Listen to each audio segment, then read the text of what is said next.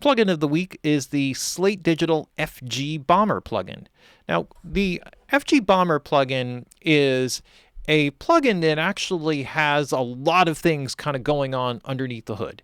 And there are basically two ways to kind of create great mixes or capture great sounds. One way is to kind of go through all of the analog components, get good emulations, and kind of build the processes as you kind of go along. And for this, for most people who have experience using the actual gear and creating these chains because they've made a living kind of doing it that way, it's actually much easier to do because they know how to do certain things. So when I work on a mix, I know there are certain things I can do with the 1176 and certain processing chains with equalization and all that sort of stuff that will give me a certain effect.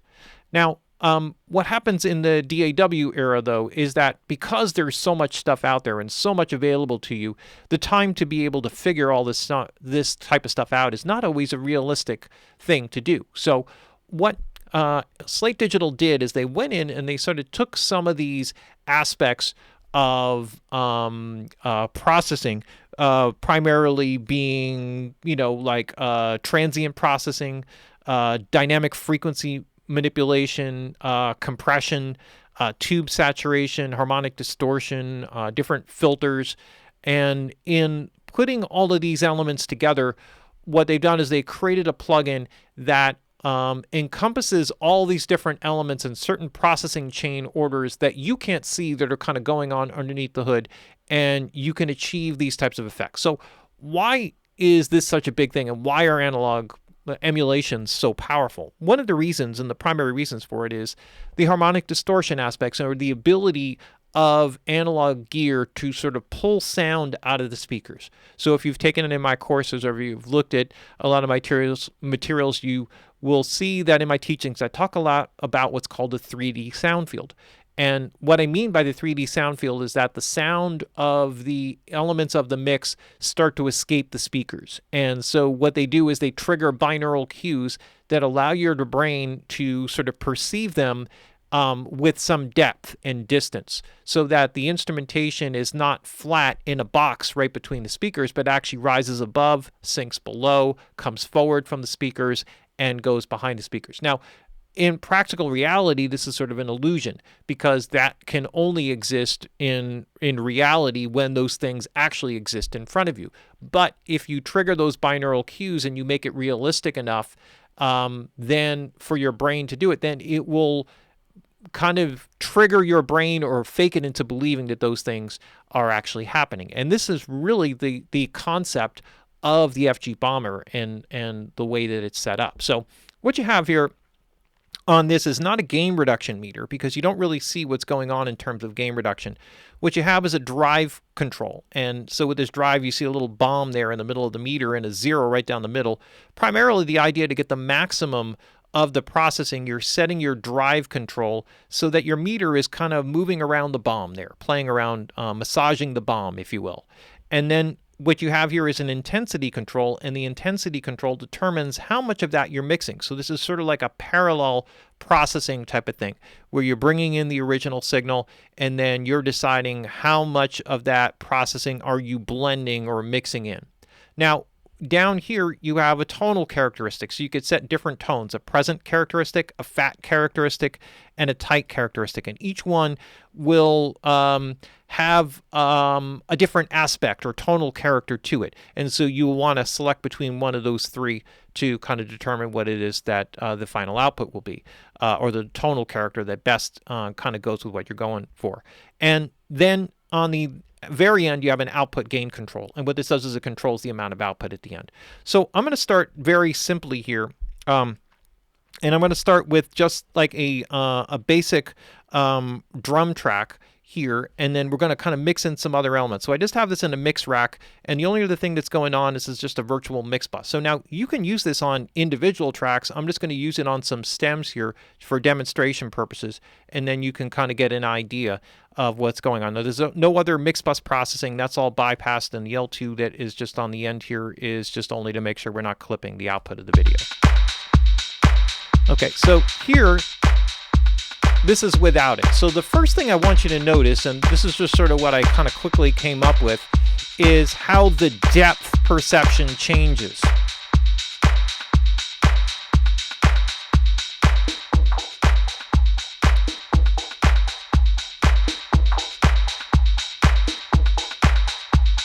And so let's talk about how now I can create this processing and kind of move with this. So this is basically, like a completed mix. I've done away with my parallel chain here, so we're just going to kind of work with this.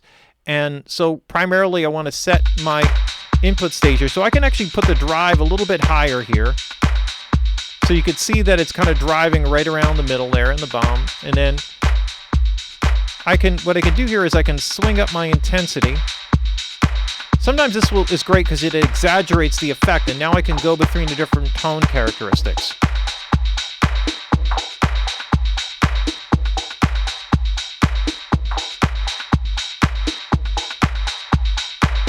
So you can see here if we wanted a really heavily compressed sound that the present kind of makes it most present, but I want more low-end drive in it. So I'm going to go with the fat setting here and back off on the intensity. Sometimes you have to kind of do a little reset, take a breath.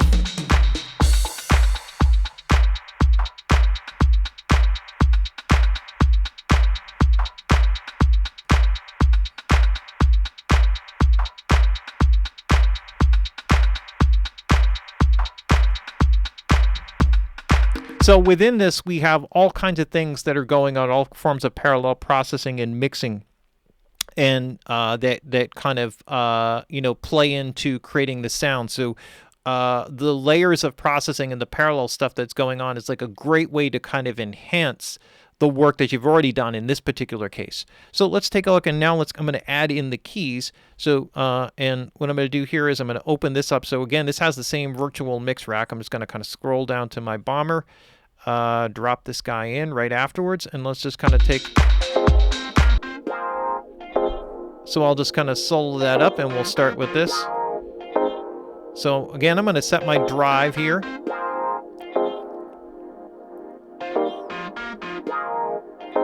So it's driving here around the bomb.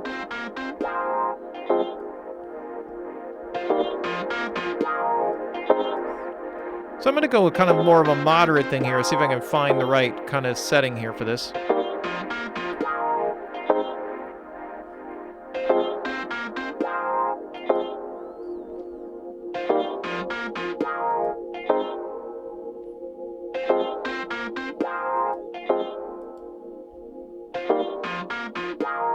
I'm actually going to go with a tight setting, although the present is a little bit more present. Probably, well, actually, this I'm going to go back to this because there's not a lot of vocals in this song and the way that they're laid out, so that'll kind of drive the track a little bit more. So.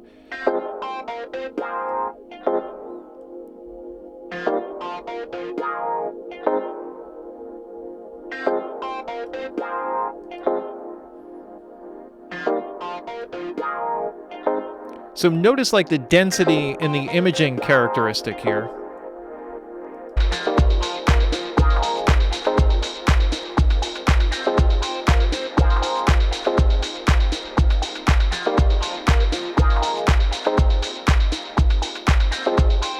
So this is going to bypass this too here, but you get an idea what this is adding in.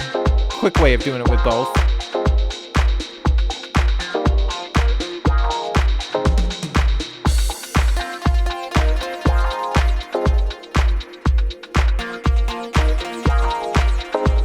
And now I'm going to bring in the bass.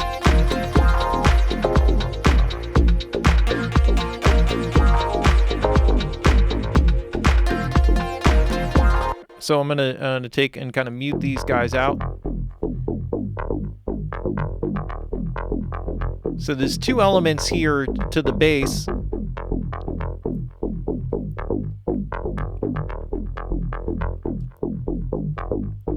So most likely I'm going to go with the fat sound here.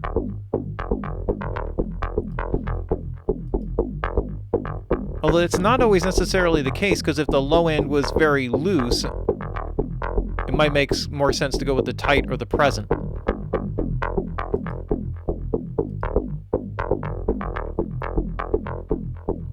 And you can hear how the mid-range characteristic comes out here with the present.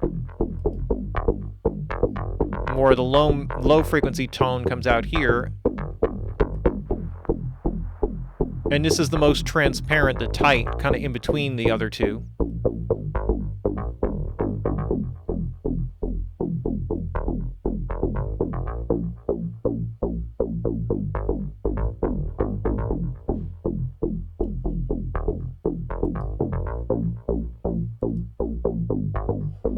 right, and now I'm gonna mix in my other guys here. All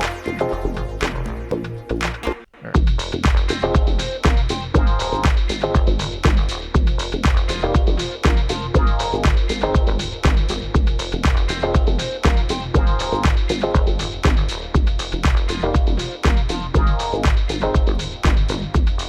So really notice what I'm doing here and how it brings in the depth.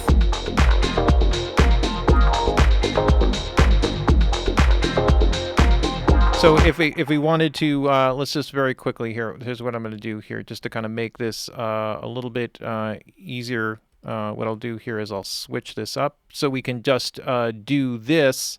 What I'll do is I'll leave the original processing in on the first chain here. So this will be, because I did it in this exact order here. And this way we can separate it out so we hear the difference without that. And then on the second one, I'll take out the bus compressor, and then we'll just leave in only the bomber. Okay, so on this one, I'll take that. And now I can run this, and then now I can bypass just the bomber. Let's hear it that way, so you can hear exactly what that is.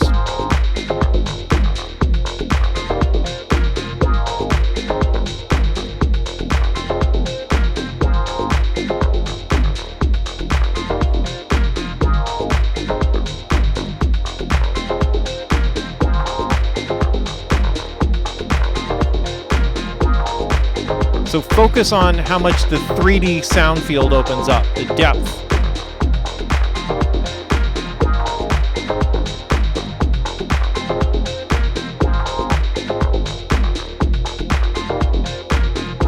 You can actually hear the height change, the presence, the focus of the individual instruments. There's like a space between all of the individual instruments.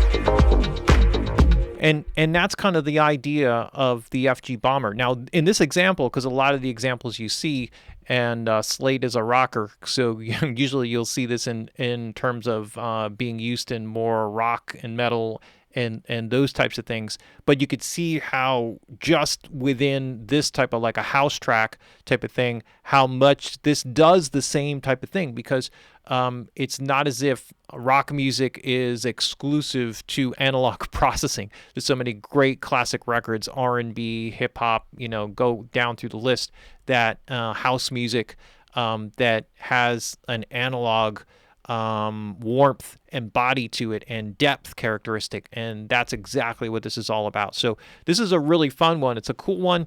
I've always been one to kind of build something from the ground up, just because I have my own, many decades of experience in terms of working with analog components and building these chains and doing that sort of stuff.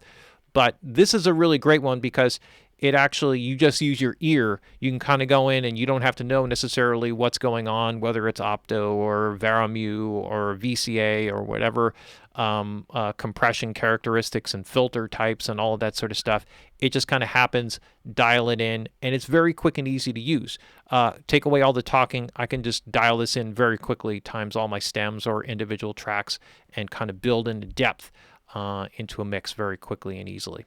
There you have it. That's our plugin of the week. Really cool one, and another great one from Slate Digital, the FG Bomber.